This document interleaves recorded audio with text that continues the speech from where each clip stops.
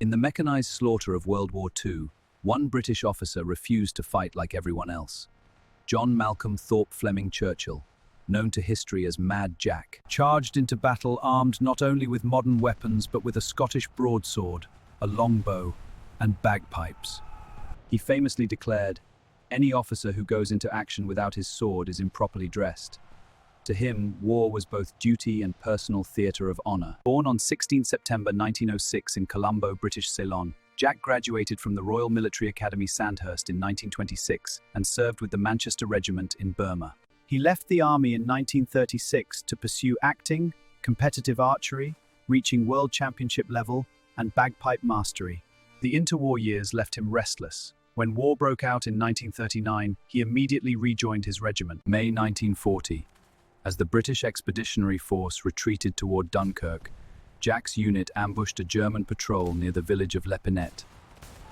He signaled the attack not with a whistle but by firing his longbow, killing a German soldier with a single barbed arrow. The only confirmed longbow kill of the entire war. He then raised his broadsword to lead the charge. Seeking more aggressive action, Jack volunteered for the newly formed Commandos, an elite raiding force created to strike deep into enemy territory. He proved the perfect fit, a man more at home in the spirit of the Scottish Highlands than in the trenches of modern war. His eccentric style and fearless leadership quickly became legendary. December 1941, Operation Archery, the raid on Vaagso and Moløy in occupied Norway. As the landing craft ramps dropped, Jack stood at the front playing his bagpipes full blast. The moment the music stopped, he hurled a grenade and charged into the smoke, claymore drawn, leading his men in one of the war's most audacious commando assaults. By 1943, Jack commanded No. 2 Commando.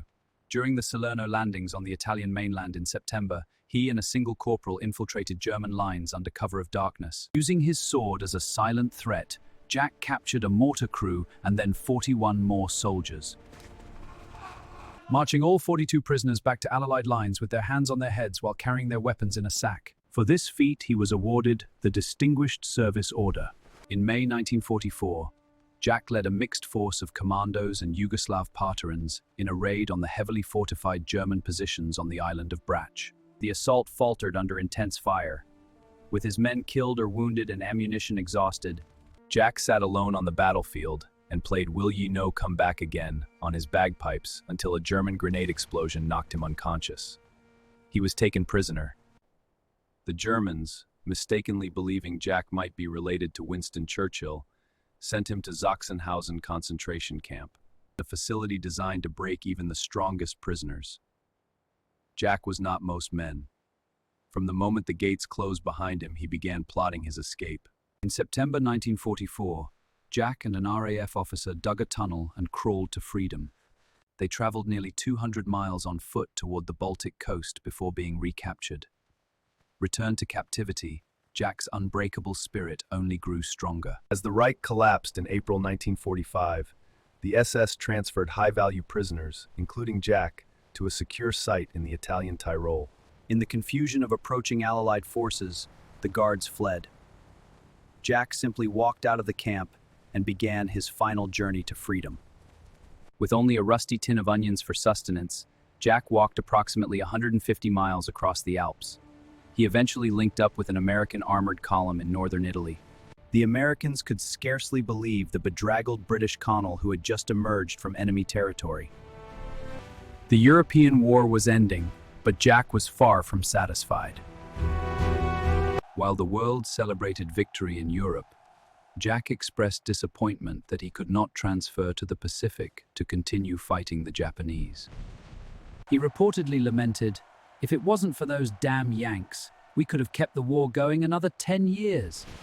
In 1948, he served in Mandatory Palestine, personally rescuing a medical convoy ambushed by snipers and coordinating the evacuation of hundreds from Hadassah Hospital. Post-war life did not tame Jack.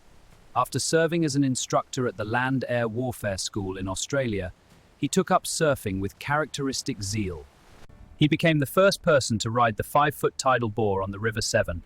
On a surfboard he built himself, continuing his lifelong pursuit of adventure and challenge. Even in civilian retirement, Jack remained delightfully eccentric, commuting by train to London each day.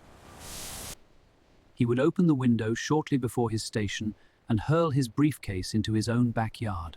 When asked why, he explained it saved him the trouble of carrying it home from the platform.